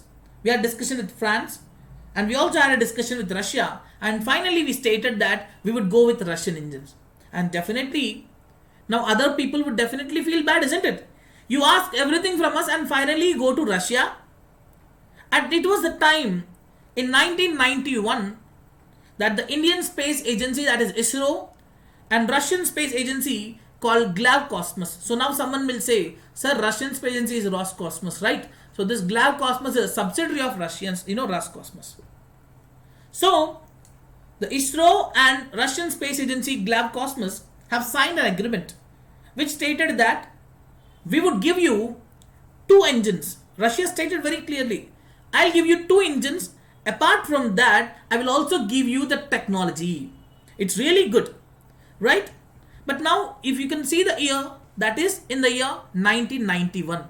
And what was the situation of Russia at that time in 1991? You know very well that disintegration of USSR. So, US has lost the contract, and absolutely they are not ready. They are really very, very angry about what India has done. And now, right now, India is a member of MTCR, if you know it very well, Missile Technology Control Regime. Right now, India is a member. But at that time in 1991, neither Russia nor India, both of them are not members of that. So what is this MTCR? It is something which put a kind of a ban on the missile technology. It should not be spread to all. So they want to control this particular missile technology in particular.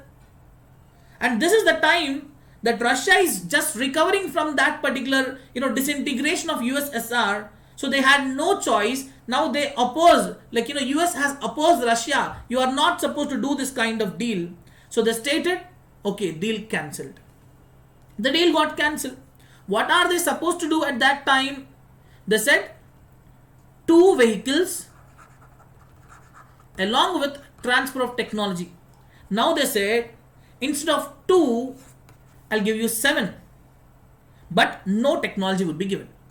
ISRO has used them. ISRO continue to use them. But after Russian deal is gone, ISRO started working on our own cryogenic engine. And I hope everyone remembers this particular center. I did mention the liquid propulsion system center in the beginning. So after this deal went away, this particular, ISRO started developing our own cryogenic engine in the liquid propulsion system center in Thiruvananthapuram. Then, initially we have seen a failures in 2010. In 2014, the first ever experimental flight with indigenous cryogenic engine was successful. That was successful in 2014 December. We have done an experimental re-entry payload with a height of 126 kilometers which landed safely in the Bay of Bengal. And Chandrayaan 2 is definitely the biggest ever launch that it has ever done. So that was the thing we have done some time ago. So now everyone understood. Now if someone asks, the cryogenic engine technology that India has, is it of indigenous or Russian? What would you say? Now I hope you got your answer, Kailash. Answer is definitely going to be the indigenous. We have developed it ourselves. Right? I don't want to go in details of that. Now, so that's about these things. So everyone clear? I hope that was an interesting topic, isn't it? To know more about the story behind the GSLV Mark III, what exactly happened, how that happened. So this is what the entire story. So this all story was also given in some part, some article in Indian Express. So I think that would be really interesting. Right? So now let's go further into the next thing about launching of a satellite. Let's launch a satellite. So every one of us know very well now the basic things. Everyone is clear, isn't it? So hope you got learned a lot of things in today's session till now. So now as we have learned all these things, let's launch a satellite now, right? We learned about propulsions, we learned about engines, we learned about the kind of motors we have, so which is more efficient, what are the components of satellite, orbits and whatnot, a lot of things. Isn't it? It's been like 1 hour 35 minutes we have taken a session, and I hope that I've given enough knowledge for all of you. So now let's launch a satellite. Now when I launch a satellite, not everything would directly go into the final stage. So stage by stage will fall down. You can see here, for example, just for representational purposes, I've taken some pictures from NASA. So you could see that this is how it goes when that is actually launched. So then it gets separated. You could see here, this part is getting separated. It falls back. Then the next one will be this. You could see this is how it goes. And then the parts get separated. Then even this would be separated. This would be separated. And finally, this is the only satellite would remain. And the stage which would remain here would be the stage 4. Right? So our launch is successful now. Successfully, we have launched a satellite in the low Earth orbit. Okay? So now, just give me a second. Now, what are the topics that we are supposed to discuss? I'll just have a glance. So, we'll be starting our discussion with respect to the International Space Station. Then we'll go with the Heavenly Palace. Then we have to talk about reusable launch vehicle. We have to talk about Gaganyaan mission. And then we'll talk about Mission Shakti, one of the very, very, very important concept now. So now, the 3 stages falls back into the Earth, but the 4th stage would remain in the space as a space debris. This is how it happens. Okay. Now, here comes the concept of International Space Station. But before we go, guys, I hope everyone has a good idea about a sport called cricket and football. I hope everyone has some idea about both of them. At least have seen the pictures, right? Now, a basic question that I would like to ask you here is this. The basic question. Which stadium is bigger? Cricket stadium or football stadium? Which stadium is bigger?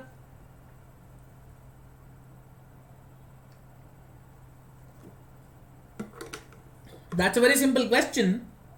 Which stadium is bigger? Cricket or football?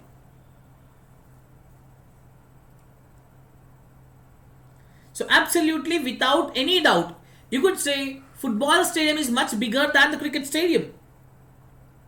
Football stadium is much bigger than the cricket stadium, undoubtedly.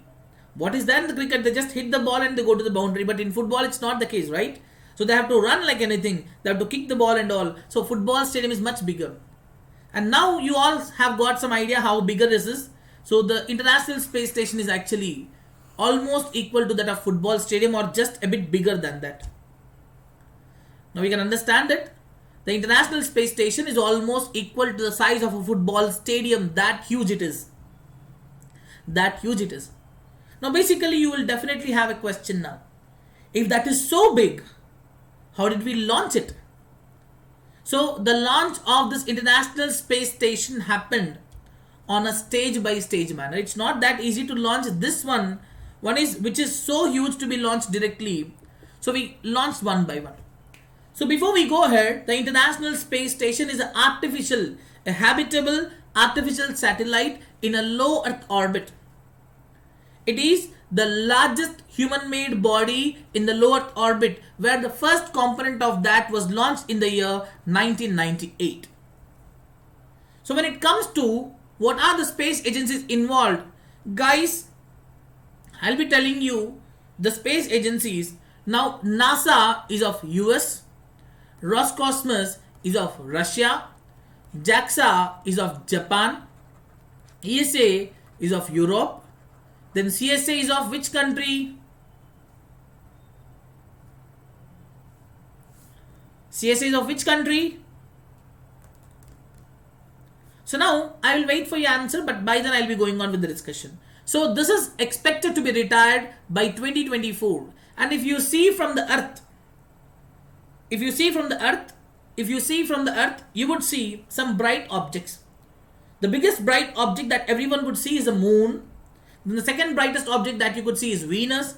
And the third brightest object, if you could see something, that is going to be the International Space Station.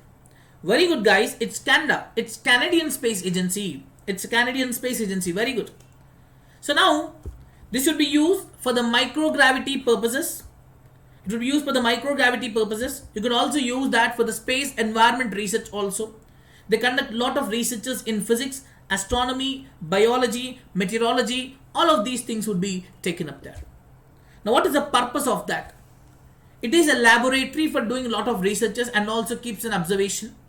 They provide the transportation as well as the maintenance also. For example, if we are launching a mission from, let's say NASA is launching a mission where they want astronauts to be sent onto the Mars. They cannot send them to the Mars directly. From here they go to this particular International Space Station, stay there, and from there they go. It's not directly they won't go. So it would be a staging base for the future missions to the Moon, Mars and asteroids. And in the month of November 2018, it has successfully completed 20 years in service. Right? So this is about the International Space Station. Now what about this now? You may say, sir, by 2024 you said it is going to be retired. Then what about that after this? So here comes a new thing called Heavenly Palace. So if you are there in the special classes, guys, I'm sure you all must be knowing that. Yes, the Heavenly Palace, we had taken up a question yesterday if you remember. So China has unveiled a replica of its first permanently crewed space station, which they call it as Tiangong or Heavenly Palace. So as part of that, 3 astronauts would be permanently stationed there. they conduct the microgravity and biological research, and they also do some kind of assembly will be there, which will be expected to be completed around 2022. So where the lifespan of this is going to be 10 years. And China would be the only one which has a space station after the retirement of the International Space Station. And they said already it would be open to all the countries to conduct the science experiments. Research institutes could be there. So universities, public and private companies can propose the projects also. And the European Space Agency went a step ahead, and they even sent the astronauts to China to receive the training. This is what they have done. So getting the point? So this is what they even went a step further to. So that's what has happened till now. Now when we go further about the reusable launch vehicle, a basic question that people would ask is this: like, we are launching a lot of things. Every time we are launching, these parts are coming and falling back to the earth. Right? That's of no use, right? We are wasting them. So now people say, why can't we recover them? People say, why can't we recover them? So it takes some time. There is already a proposal for that, Pawan. There is already a proposal that is present before the Indian government. So they're already looking into this. So soon we would actually hear an announcement on India's separate space station too. Already there was an announcement made by the ISRO chairperson, but we stated that it would be a very small one. For some small missions we'll be using, but soon we are expecting that we would have our own space station too. Now, the space launch system, when it is going there and falling back, we are losing a lot of parts, isn't it? So now we should be able to reuse them. And launching more than one into the space, like when you are doing it, is increasing the space debris also. So ISRO has conducted the first ever reusable launch vehicle test in the year 2016, which was a successful one.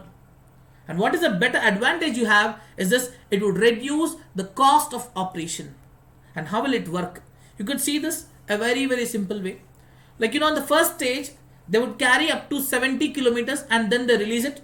The first stage will fall down, and in this time you would actually have some kind of thrusters would be there that would ensure that it would land safely in the water, and from there you could actually act as a kind of aircraft and use the same way. You could see this way, where we launch it, after some time it would actually fall down. So now when this particular first part goes on, it would get into some descent phase and it act like a kind of aircraft. They would be falling down. This is just a kind of understanding about it. Okay, now, so guys, we have last 15 minutes. I think we need to be rushing now. So the next one that we'll be discussing about the Gaganyaan mission. Shall we discuss Gaganyaan mission or mission Shakti? Which one shall we discuss? Okay, we'll discuss both then. We'll discuss both and finish the discussion today. Okay, we'll discuss Gaganyaan mission and mission Shakti, and after that we'll be ending the session for the day. Right? So Indian Human Spaceflight Program. It's a proposed mission. The Gaganyaan mission is a proposed mission of Indian government, where we want to send 3 astronauts who are Indians into the space by 2022. It is being developed indigenously by ISRO, and if everything goes fine, India would become the 4th nation in the world to send the astronauts into the space after US, Russia and China. After US, Russia and China. So bad, Utkarsh and Pawan? You want both? Okay. So what are the objectives? Why are you sending it? Is it just a kind of picnic that you are sending these people? No. The purpose is there. We want to promote our science and technology. International collaboration has to be promoted. Industrial growth has to be there. We have to inspire the youth, and also a kind of greater coordination has to be taken up between the academia and the industry. So you could see here, this picture shows you everything, guys. This picture shows you everything. Firstly, what you do, you will start launching the Gaganyaan mission from Sriharikota. You could see from here you launched. You could see from here you launched. So after it is launched within 16 minutes, once after the launch within 16 minutes, it would reach the orbit and enters into a module called orbit module. So right after it is launched, it would enter into an orbit module, and then they bring this particular solar array deployment so that they can use this energy well.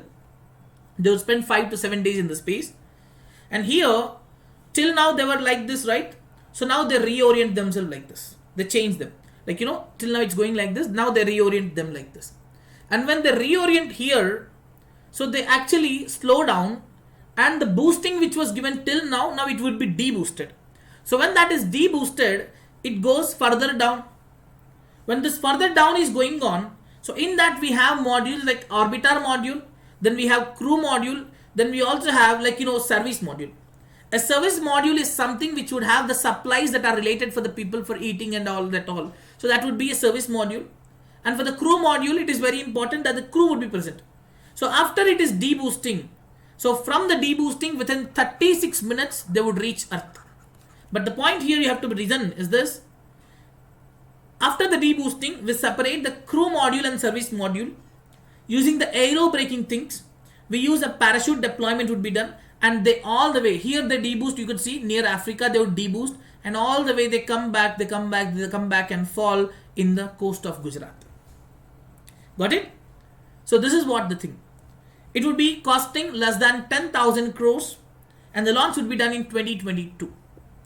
And the crew module recovery would be done in just 15 to 20 minutes. This will be done.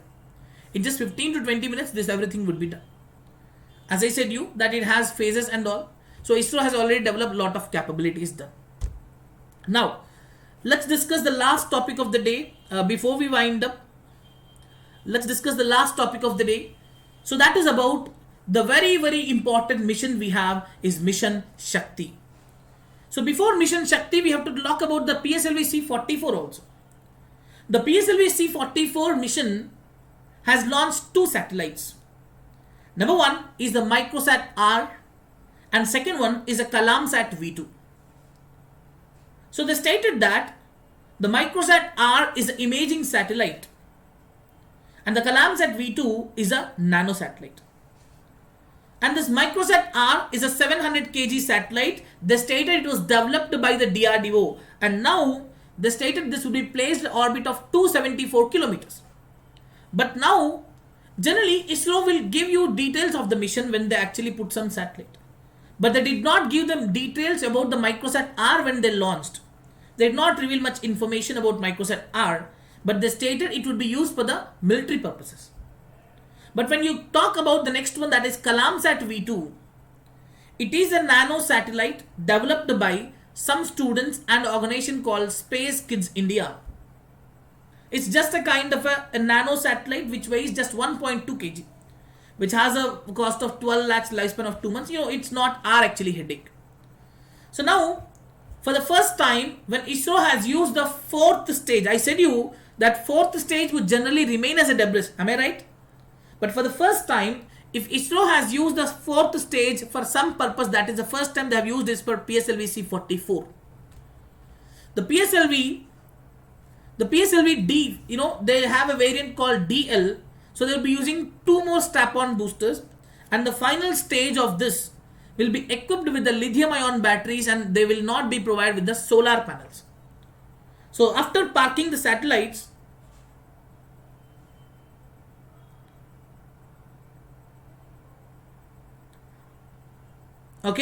now after parking the satellites, the stage 4 would make a circular orbit for certain experiments, and then it would be gone. So this is what the concept is. Now let's talk about this one, that is Mission Shakti. Guys, I want every one of you to just have a glance on this particular picture for 1 minute. I want every one of you to look into this picture for 1 minute, please.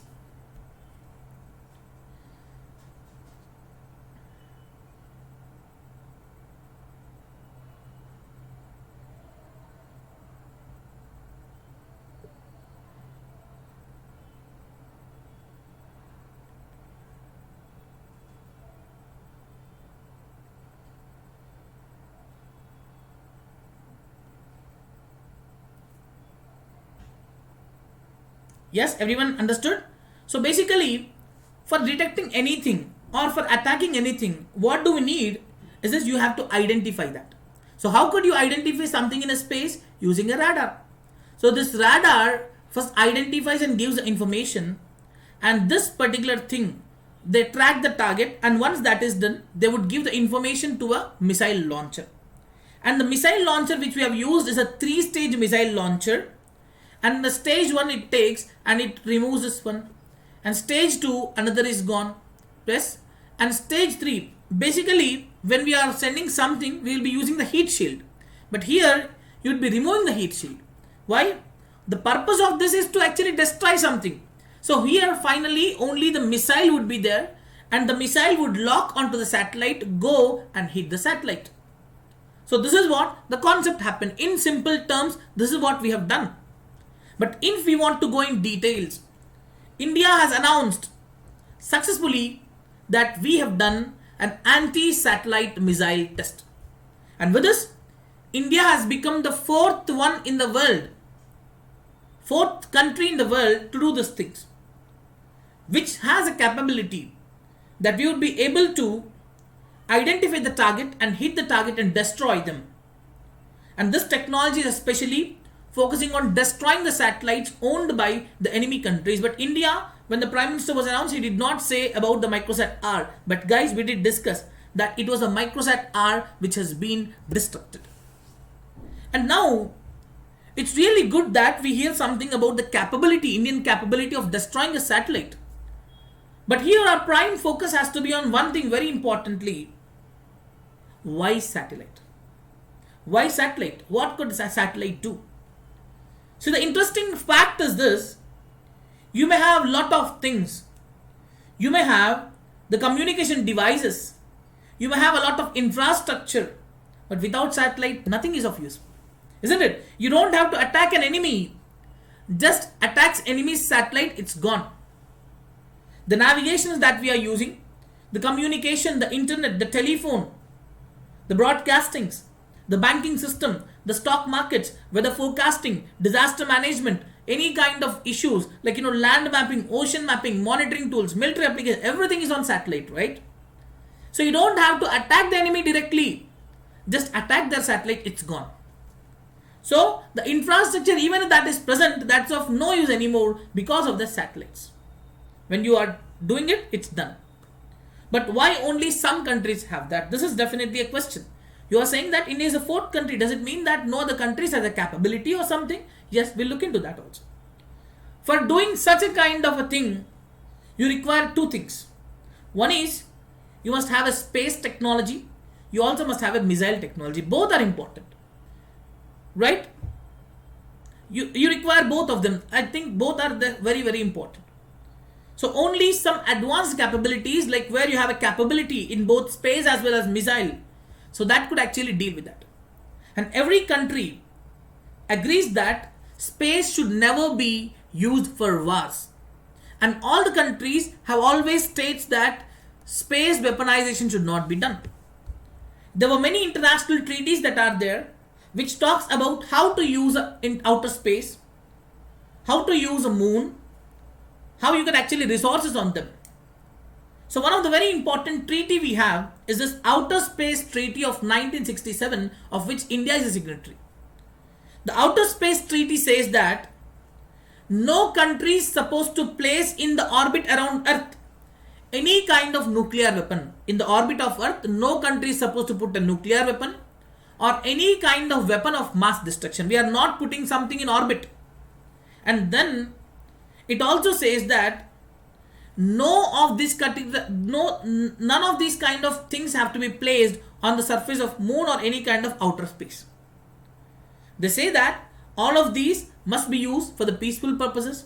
And there are some more treaties also, about 4 treaties are there. So none of these treaties prohibits the test which India has carried out.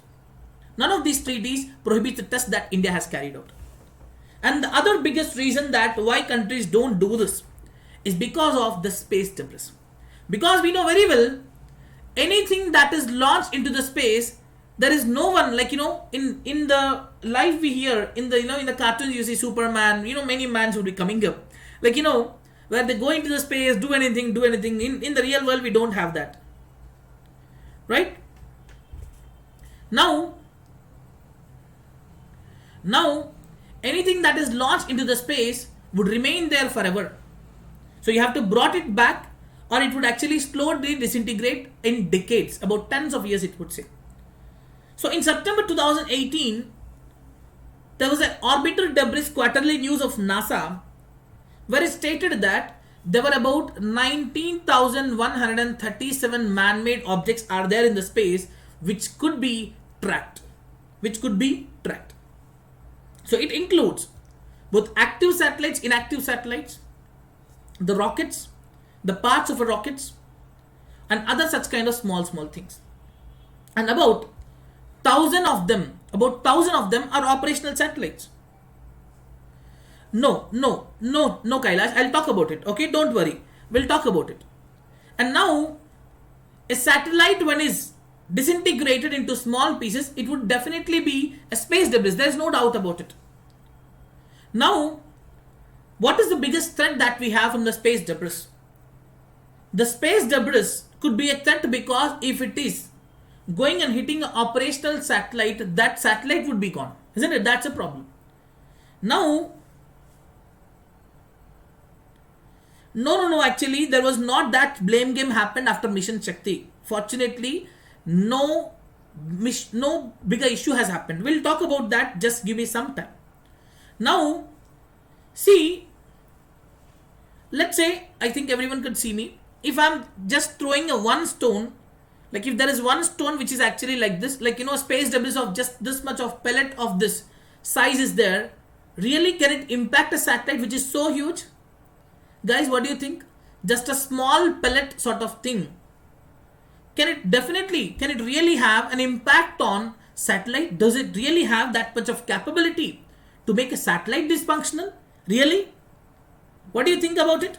Is it really possible that a kind of a small object which is just the size of a pellet or a small stone, is it really possible for it to make a satellite dysfunctional which is so huge? Actually, the answer is yes. The answer is yes. Why? A simple principle, guys. When I'm shooting a person with a gun, the bullet is this much, but it can kill a person. What makes the difference? The velocity of that. The velocity of that is the difference. Getting my point? The speed with what it moves in the orbit is something which makes it that much of capable which could destroy the functioning satellite. It could destroy the functioning satellite. The best example is this, the bullet one. So even the European Space Agency states that the space debris is one of the biggest ever threat that we have to our satellites. Now let's talk about the greatest big brother we have to our neighboring country, that is China. So China has done their first ever anti-satellite missile test. That is what India has done in 2007 only. When they have done that in 2007, they have destroyed a satellite called Fengyun 1C. Fengyun 1C. See, it's not about path Pavan, because when I hit something, it would actually split. So now, like if it is splitting, like if this is combinedly as a part is this, when it is split, it would actually split into different area, and the area occupied would be more. So it would become a more dangerous part. Yes, absolutely right. There is nothing wrong in it. Space debris is a concern. However, when we are talking about Chinese Fengyun 1C, it has created about 2,300 large pieces of space debris. 2,300, and about 1,50,000 pieces which are larger than 1 centimeter. Even this is also a danger, right? 1,50,000 pieces of objects. And on one side, when you see, the countries are launching the satellites on a competition basis. Like many satellites are coming up. So it's definitely, we have to avoid the collision. That is definitely a challenge in the future. That would definitely be a biggest challenge in the future. But the external affairs of Ministry of India stated very clearly, whatever India has done is in the low Earth orbit, and the space debris that we have created in the low Earth orbit will fall back into the Earth. And yes, that was absolutely right. It has happened. The space debris have fallen back. They were completely decayed. So India's space debris is not a concern at all. But let's talk about China. I was mentioning that China has done that in 2007, right? So now they hit a target at 800 kilometers. What we done at just 200 kilometers, but China did that at 800 kilometers. Now you get it. So they have created a huge debris. And India has now got that capability. But when you look back into the history of anti-satellite missile test, the first test was carried out by US in 1959, and definitely we know next country would be Soviet Union. So in 1960 they have done it. China has done it in 2007. Now it's Indian Prime Minister who himself has announced to the world that we have done something like this. And moreover, what did we hit? Did we hit any other satellite? No, we hit our own satellite. So it's a great thing that we have announced ourselves. And interestingly, after China, what they have done, when did they announce after 2007? 12 days. After hitting the target, after 12 days they have announced it, which would definitely cause a biggest problem. Now we are talking a lot about this, hitting the satellites, completely dismantling them and all. But now the point is, very important point is this. Is there no option? Why should we hit the target? Why should we hit a satellite and create a space debris? Don't we have any option? Yes, we do have an option. What is the option? Technologies are being developed to jam the communication of a satellite. So with some kind of radio signals, we can stop the communication of the satellite. Number one, the possible technology which is being developed, by the way. These are developings. Number two, if there is a satellite, launch another satellite close to that, and when it comes to this, throw it from the orbit. Second one, possible. Rather than completely blasting it or completely, doing it, just throw it away from the orbit. Number three, a ground-based lasers could be there. For example, if you are there, like in the schools, you must have done it. Like when your friend is sitting on other area and you are at the window, you used to put your watch and use this kind of things. Like you used to put some kind of sunlight of the glass of watch. Yes, I'm sure some of you must have done it. Yes, even I have done it, by the way. Now the thing is, this sort of thing. That is a kind of lasers could be used to make this particular satellite partially blind. But none of these things were completely destroyed, not completely deployed nor completely tested. So it requires some more time for us to do that. So now guys, I think we would wind up the session for now. It was really a great session that I had with all of you. It has been just a 2 hour of session, like it went like anything. And my Sunday was really amazing spending the time with all of you. Isn't it? So now if anyone has any doubts in today's topics, now you could let me know. I'll be really happy to help you all in the doubts. In case of any doubts, please let me know. If anyone has any doubts, yes.